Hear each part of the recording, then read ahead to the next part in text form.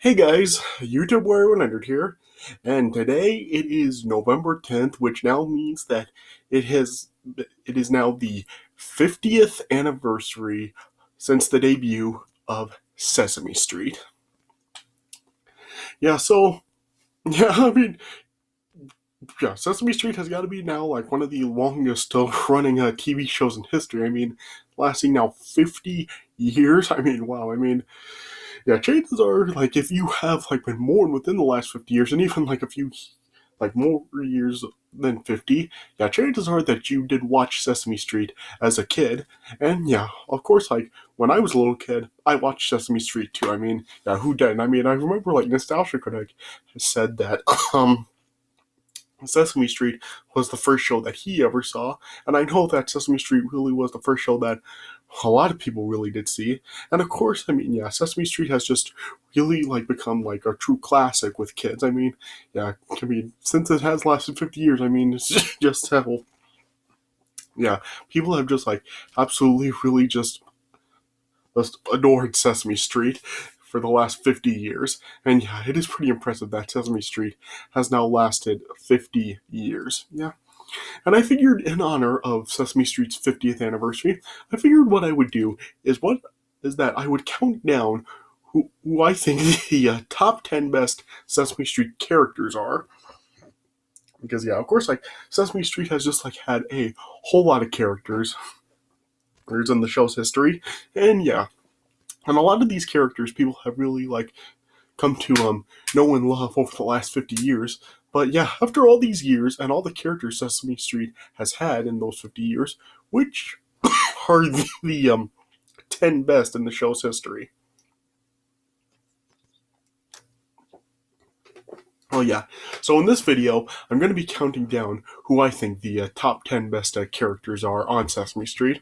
And then, yeah, that's, and along with like all these characters that I will have in this list, like in the description box I will have like a links for like video clips of like all of these characters for like a segment on the show or something else that they were on that feature them that really just show you like what made these characters just really be like so great with the kids. And so yeah, I did love like a lot of these characters when I was a little kid, and chances are like you have to. Don't act like you didn't watch Sesame Street.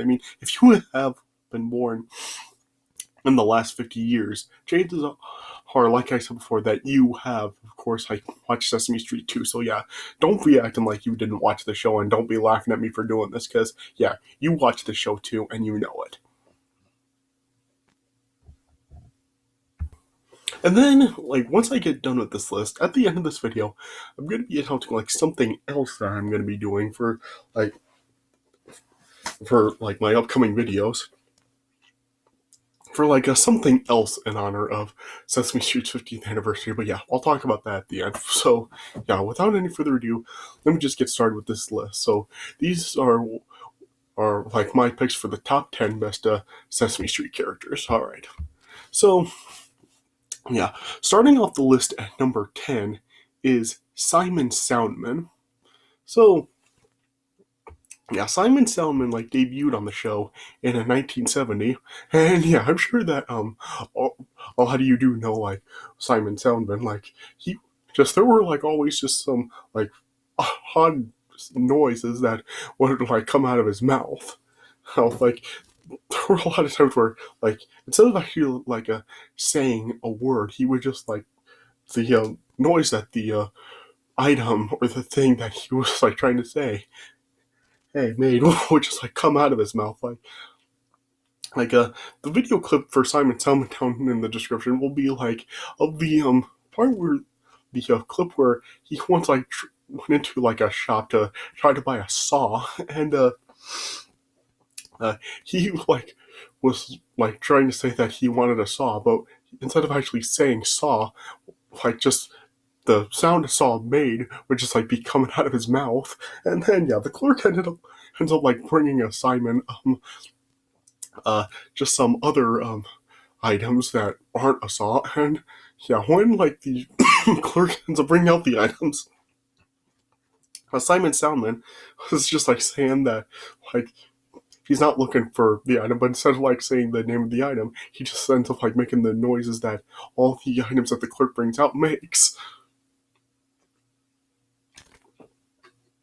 Yeah, so yeah, I did think that it was pretty funny that just like Simon Salmon like actually had these noises coming out of his mouth.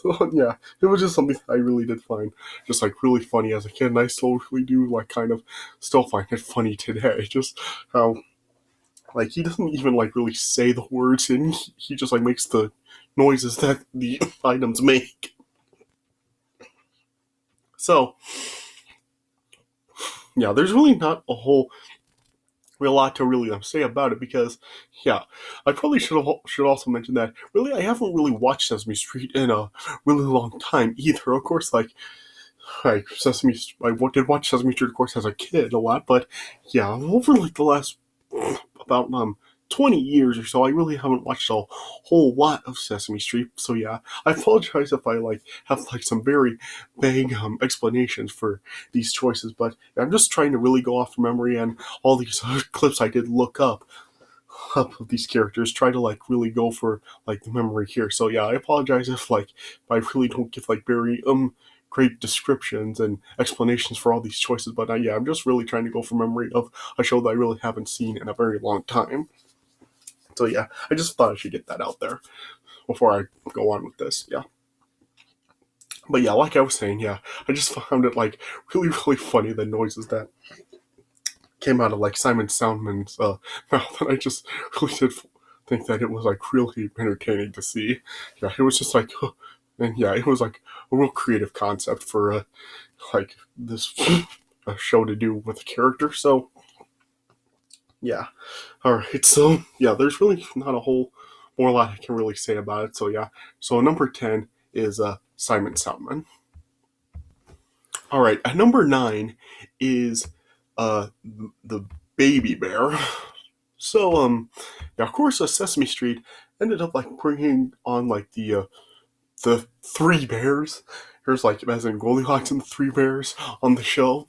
And yeah, they've like started becoming like regular characters on the show, particularly the Baby Bear in like the early '90s. And yeah, the Baby Bear like debuted in 1991, and yeah, I really just did find like the Baby Bear like to be kind of funny. Also, I was like he was like kind of a little dim-witted, which did make him funny. And plus, yeah, he like kind of like had a bit of a speech impediment where like where his art would like be sounding more like W's, like for example, like instead of like friends, he would say fwens, yeah. And of course, like the Baby Bear like also did like of course like something else really creative, and what he did was he like created like his own kind of a character, which like that he like drew, and he like it was like a hero, which like he just like ended up just calling Hero Guy. And yeah, this will be like the clip for the Baby Bear down in the description. It's just gonna be a clip of him like drawing a Hero Guy, and Hero Guy like coming to life and talking to like a Baby Bear and stuff. And yeah, it's just kind of like showing like what like something that was kind of like a signature thing for the Baby Bear.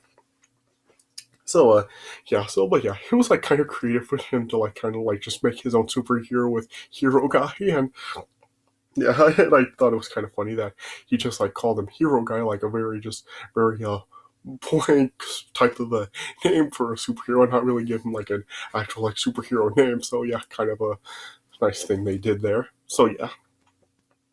So yeah, like I said, not the sharpest memory of it, but yeah, from I just really do remember like as a kid really liking the Baby Bear a lot. So yeah, so at number 9 is the Baby Bear. All right, so at number 8 is um Telly the Monster. So yeah, Telly debuted on the show in 1979, and he was like a best friends with the Baby Bear, and uh, yeah, Telly was like a character that I really do know. He was like kind of like the kind of like the reddish purple kind of monster with the orange nose. And yeah, he was kind of like yeah, he kind of is like kind of a fidgety, nervous wreck kind of a character, and yeah, the thing that I really do like remember from Telly was I remember like in the when Sesame Street like kind of like did the story of Peter and the Wolf. Telly was the duck in that story. I do remember that about Telly. And yeah, my biggest memories of Telly though would like come from that Sesame Street video, Let's Make Music. That's actually something of Sesame Street that I really do have like pretty fond memories of. I have seen that like more recently than well, a lot of other things Sesame Street related. Yeah.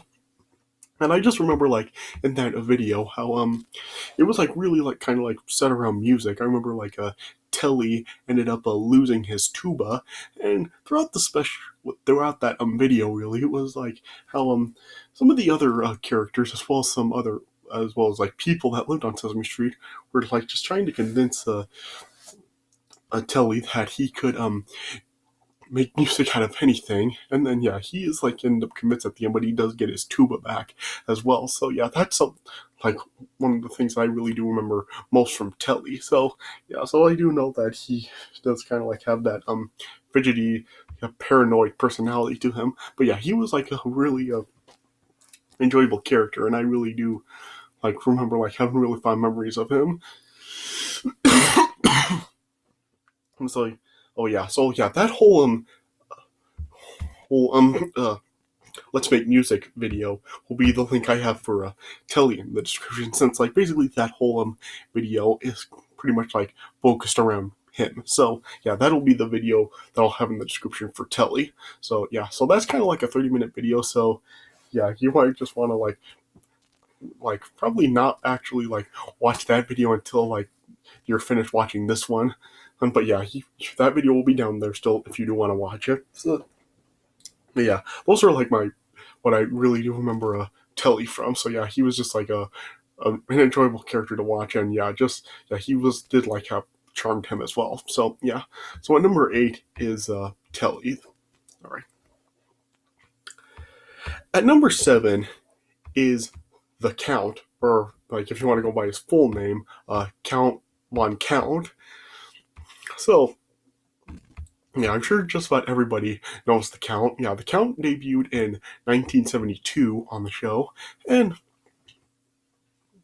yeah, of course, like he's kind of like he is like a Dracula sort of base character. Yeah, he's just like a Muppet vampire kind of stuff, and yeah, and really just yeah, the thing that of course people do know from him is just how he's a friendly vampire, and he is like very obsessed with numbers since like it's in his name, the Count. So yeah, there's really not really a lot else to say about the Count. Just yeah, he was just really obsessed with numbers, and it really did like make him like a pretty popular character on Sesame Street. Especially like when you see like the Count, I mean, you just immediately know, well, you just immediately recognize him. And so yeah, and I do remember like there were like kind of times on Sesame Street while the Count was never like actually like really scary, but I remember like he did kind of like sort of like seem like kind of spooky at points. Just like some of the times like the way that he talked, and just like sometimes when he would sing, like the kind of like the tune would kind of like sort of like fit his sort of like vampire style. So yeah, I guess like he did good of like not really like scaring kids, but really like did a good job of kind of like still like having that kind of like spooky type of a theme to him. So yeah, I guess like for a kids a friendly vampire, I think that he was like written really good, and much like the way that you would really want a vampire type of character to be on the show. So yeah, I think the Count was definitely done really well, and yeah, I remember he was like one of my favorite characters on the show as a little kid. So yeah, so I say that he definitely does belong in the top 10 and Sesame Street characters. So yeah, so at number 7 is the Count. All right, at number 6 is Oscar the Grouch. So, yeah, everybody knows Oscar the Grouch. I mean, he's been around since the beginning. I mean, yeah, he's always been on the show. And yeah, and Oscar the Grouch really is like the character that sort of just stick out like a sore thumb on the show because while the other characters are like overall friendly and stuff, yeah, Oscar the Grouch is kind of like the Donald Duck of Sesame Street because yeah, of course, like he does my Grouch, of course, like he does kind of like have sort of like a grumpy attitude to him, even though like he's not like entirely mean on the show. Oh yeah, oh wait, I forgot to talk about the video that I was gonna have down there for the count. Yeah, the video that I'll have down in the description for the count is gonna be just like a video of just like him basically just him counting really, and it's gonna be a bat. So yeah, it'll be like something like really fitting for the count. So yeah, that'll be the video down in the description for the count. Yeah. But anyway, back to Oscar the Grouch. Yeah, Oscar the Grouch, like, he wasn't like entirely mean on the show, but yeah, he did kind of like have like sort of a grouchy kind of like sort of attitude to him where yeah, where like of course like Oscar like lived like in a trash can and yeah, he was kind of like one that really did seem to be like more short tempered and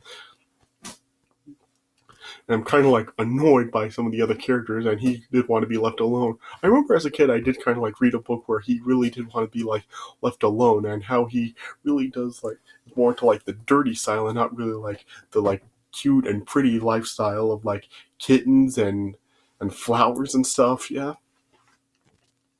Yeah, but I remember really liking Oscar the Grouch. I mean, yeah, while he was kind of like not really like one of the nicest characters on the show. Yeah, he did definitely like have charm to him. I mean, I think that he really did do his job well of like showing kids that it was really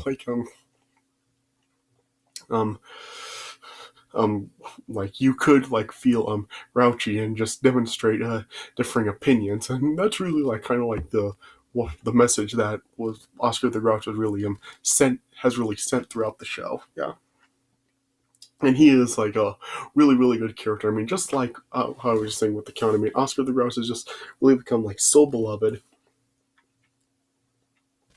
and he really does belong in the top 10 as well. So yeah, I remember like in the Ninth Museum Palace, the Smithsonian movie. I remember like they also did have Oscar the Grouch in that film as well. So it was kind of interesting that they did put him in that movie. Yeah, and and yeah, and so yeah, Oscar the Grouch really is just like yeah, he's like the one that really just kind of stick out like a sore thumb. But yeah, that it still he's just like such a beloved character, and yeah, people have really just like loved Oscar the Grouch since the beginning. So yeah, he's just like such a good character. And yeah, the video that'll be down in the description for Oscar is going to be something where he's like annoyed by like Grover, and he's just like trying to get Grover to leave, and just like kind of showing like the type of character Oscar really was, just showing like how he can get annoyed and really just want to be left alone by everyone. Yeah, yeah. So yeah, but Oscar is just like such a good character, and I remember like I remember as a kid, like I wasn't like really that big of a fan of him because I really just didn't really like that he was a Grouch. But yeah, now looking back on it years later, I mean, it just yeah, like I just see why he was. It was just to kind of like show kids like they could be grouchy and just like feel differently than others. So yeah, it's just something where like as an adult you really do see like the type of character that he really was meant to be. So yeah. So at number 6 is Oscar the Grouch. Yeah. All right. So all right, number 5 is Grover. Yeah, so yeah, Grover is another one that I really have like loved a lot. I mean, yeah, Grover debuted on the show in 1970, so in the show's second year, and yeah, Grover is just like a blue monster that like is described by like as like just self confident, furry, capable, and intelligent. And of course, like in the show, like Grover had like a alter ego, well, as a superhero named Super Grover. Yeah. Oh, sorry. Yeah, and I remember really liking Grover a lot. But yeah, my fondest memories of Grover are really of something on the anything on the show. Now, my fondest memories with Grover, and what I really did love, I remember there was like a book about Grover, like the monster at the end of this book. I'm sure that if you know Sesame Street, you know the book I'm talking about Grover. Well, yeah, Grover was in it, and yeah, basically like it was just the book really is like kind of just like really, like Grover really does know it is a book, and yeah, he just like saw that there is a monster at the end of the book, and yeah, throughout the entire book, it really is just like Grover like just trying to tell the reader not to turn the pages, to not get to the end of the book. Like, and whenever pages turn, Grover just ends up like freaking out and screaming and stuff. Yeah, I remember like when I was a little kid, my dad would like read that book to me and my brother, and it would just be so funny. Like Grover just screaming, "You turn the page," just freaking out whenever a page was turned. Yeah, I mean, yeah, it was just like so funny, and yeah, those are like that's really like my fondest memory of Grover is really that book. Not really like anything on the show. It was like from that book. Yeah, so that's gonna be what I have for Grover in the description. It's just gonna be like that entire monster at the end of this book story. Right? And so yeah, it's just kind of like show you like it is like a pretty funny story. I mean, even like as an adult, like it is still like pretty funny to hear. Yeah, I mean, like in this video of the book, yeah, it is actually like Grover's voice in this story. So yeah, it is kind of interesting that in this they have a video of the book with Grover's voice actually like pretty much narrating the story. So yeah, but yeah, it is a pretty funny story, especially like Grover freaking out about every time the reader turns the page. Yeah. So that'll be what's in the description for Grover. Yeah, but yeah. Even on the show, like Grover, like was a really good character. I mean, I really did like him a lot. So yeah, Grover is another character that definitely does belong in the top 5. So yeah, so at number 5 is Grover. All right. At number 4 is Ernie and Bert.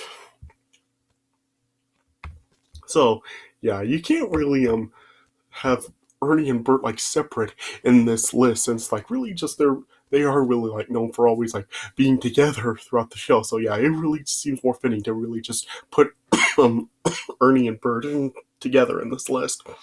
Yeah. And yeah, Ernie and Bert have been around since the beginning, and yeah, they're just like such a good duo in the show. Yeah, it really is just show like how really like they can be like two friends, just like with different personalities. How um Bert really is just like kind of the world weary foil, and Ernie is just like a really annoying trickster that really likes his rubber duck. And yeah, I mean, yeah, you all know the song "Rubber Ducky, You're the One." Yeah,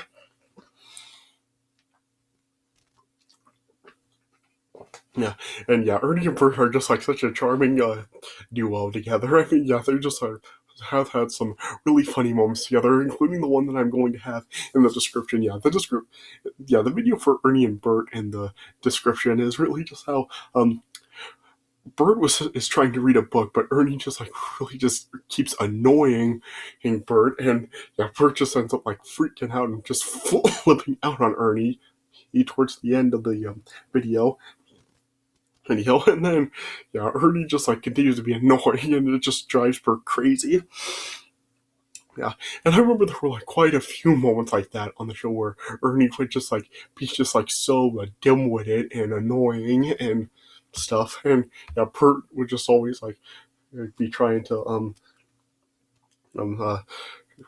uh, just like calm Ernie down and just like tell him to stop doing whatever he said he's doing. And but yeah, Ernie and Bert have just like been like such a duo on the show. Yeah, I know that like throughout the years, like there's been the debate of like some like sexuality between the two of them, but yeah, the creators of the show, well, yeah, the writers of the show now, I know like Jim Henson is now is dead, but yeah, the writers of the show now have like like it's been like said that there isn't like any sort of sexuality between them. I remember like even Nostalgia Critic like kind of like joked around about that in his review for Follow That Bird. Heard about the like the sexual tension between the two of them, yeah. So yeah, but I really don't think Ernie and Bert are gay. I don't think Sesame Street would actually have gay characters in it. Yeah, yeah. But yeah, Ernie and Bert, yeah, been around since the beginning and have just become like such beloved characters on the show. And yeah, they definitely do belong in the top 5 as well. So yeah. So at number 4 is Ernie and Bert. All right. At number 3 is Elmo. So now, what can I say about Elmo? I mean, over the years, I mean, Elmo has just really become such a popular and beloved character on the show. Yeah. So Elmo debuted on the show in 1980, but I don't think he actually did like become like a full-time regular character on the show until a few months after the release of Follow That Bird in 1985. Yeah, but since then, I mean, Elmo has just really become like one of the most popular of Sesame Street characters ever, and he's just become like so beloved with kids. I mean, yeah, of course, like Tickle Me Elmo is like one of the best-selling kids toys ever. So yeah, Elmo really has like left a really big impact in the show, despite the fact that uh, for how long the show has been around, Elmo really hasn't like been on it for really that long when it comes down to it. Yeah, but still, like Elmo has just really like left a huge impact in the time that he has been on the show. Of course, like Elmo like is known for like being like sort of like around like the age of 3, and of course like having the really high voice.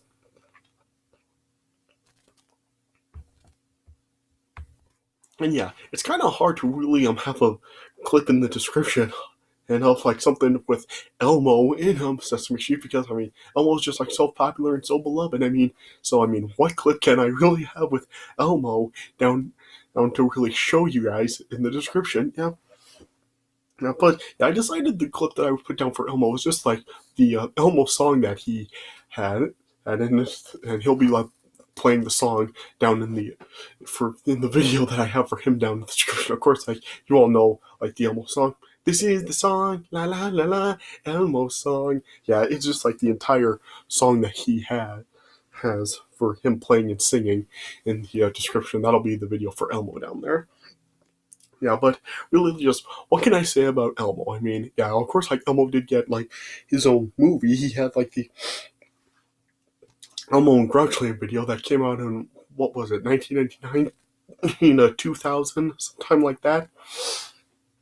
Yeah, so I guess like since Elmo was just like so beloved, they decided to give him like a movie set around him like that.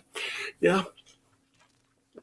Yeah, but yeah, what else can I really say? I mean, Elmo just really like such a has just left such an impact and really just such a beloved character in Sesame Street. So yeah, what else can I really say?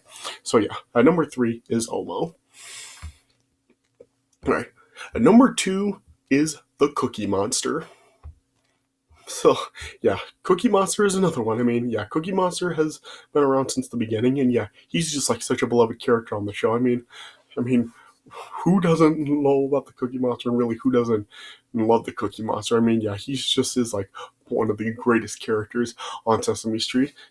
I mean, he's just had so many great moments on the show. I mean, it's like Elmo. It's really hard to really have a think of what video to really put down in the description for the Cookie Monster, but I decided the video I put would just be, I mean, his cookie song, just C is for cookie, that's good enough for me. Yeah, I mean, everyone knows that song, so yeah, that'll be the video that I have in the description for the Cookie Monster. But yeah, Cookie Monster is just so beloved. I mean, even people that really like feel that they're too old for Sesame Street, they still do love the Cookie Monster. I mean, the Cookie Monster really is a character that is just like Elmo. He's just so beloved, and really just nobody really he gets tired of him. Yeah, and I remember like back was it like 2008, 2009, sometime like that, where they tried to get rid of the Cookie Monster and have like be the Veggie Monster. Yeah, we all know how bad that did.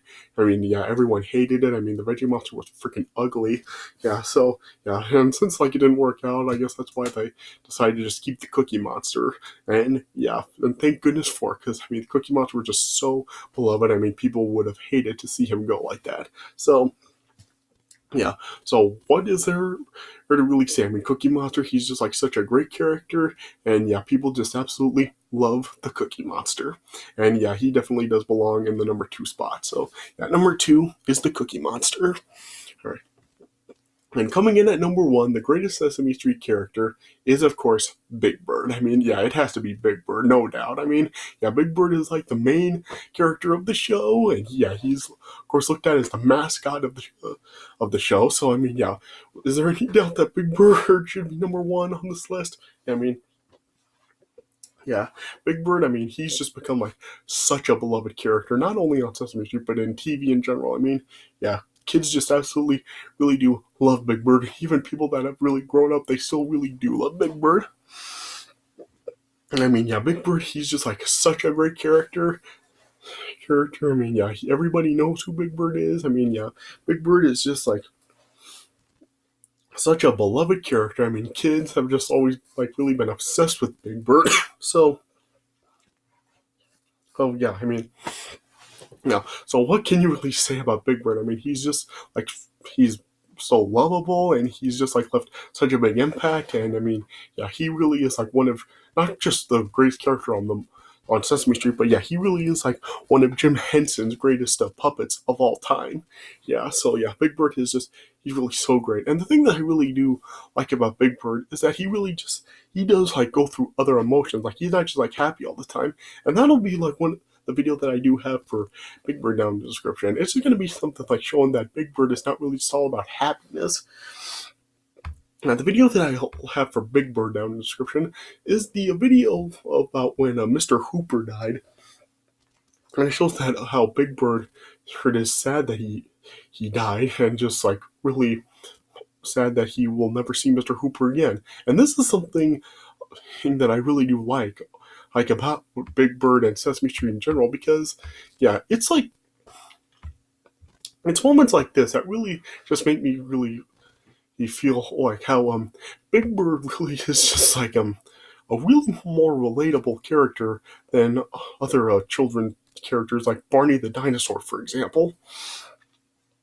I mean, now Nostalgia Critic talked about this in his review for Barney's Great Adventure, how Barney is just like always like happy all the time. It really is not very relatable even for little kids. And he went over like how other uh, uh, stars of children's TV shows like Mr. Rogers and Big Bird had like were able to like express other emotions and other than um happiness. And it really does show in this clip down here because but yeah, as I said, a Big Bird Bird is actually sad at the fact that Mr. Hooper died and he'll never see him again. And even like throughout the show, Big Bird has even shown like other emotions. Like Big Bird has been like confused and he's been angry, he and scared, and yeah, he's just like gone through other emotions and he's not just happy all the time. And it really just yeah, like I said, it really is just like reasons like this why Big Bird I really do think is a lot better of a children's mascot and more relatable than like Barney the dinosaur. And yeah, I just really feel that like with Barney just being happy all the time, and just like really not like being like a relatable character is like one of the reasons why he's just like so renownedly hated by everyone. Like Nostalgia Critic talked about that in his review for Barney's Great Adventure. Yeah, and I can really like see what he's saying. Yeah, because yeah, I mean people just don't hate Barney because he's just a children's character. I mean, yeah, Big Bird's a children's character. Mr. Rogers is a children's character, and even like there are other shows like Arthur and a Charlie Brown, and like even like shows on Nick Jr. like Blue's Clues and Little Bear and Franklin, and yeah, shows like that actually did like um go through other emotions other than just happiness all the time. I mean, yeah, so yeah, it's really reasons like that why I feel that Barney gets the hate that he does, because yeah, he just isn't a relatable character, and he really just doesn't teach any life lessons like Sesame Street and Mr. Rogers and other shows like that do. So yeah, and like I said, it's reasons like this why I really do feel that Big Bird is just like a, a much better children's mascot than Barney is. So yeah, if you do have like little kids and you want to show them shows like this, just yeah, show them shows like Sesame Street, Mr. Rogers, because it'll actually teach them a lot. It'll actually teach them life lessons, and they can relate to situations on the show, something that they won't be able to do with Barney. So yeah, so that's gonna be the clip for Big Bird, just showing that he did have like other emotions other than sadness. So yeah, but yeah, Big Bird has just really become such a great character, and yeah, people will love him for years to come. So yeah, so at number one is Big Bird. All right, and so there you guys go. Those are my top 10 best Sesame Street characters. So yeah, I hope you guys did enjoy this list. I'm sorry if I didn't include any Sesame Street characters that you think should be on this list. Yeah. Now, if there's a Sesame Street character that you like that I didn't include on this list, comment on my channel and tell me what your favorite Sesame Street characters are if they weren't on this list. So yeah. Alright, so I guess that's it for this list. Yeah, but yeah, before I end, yeah, now I'm gonna say what else I'm gonna be doing in honor of the 50th anniversary of Sesame Street.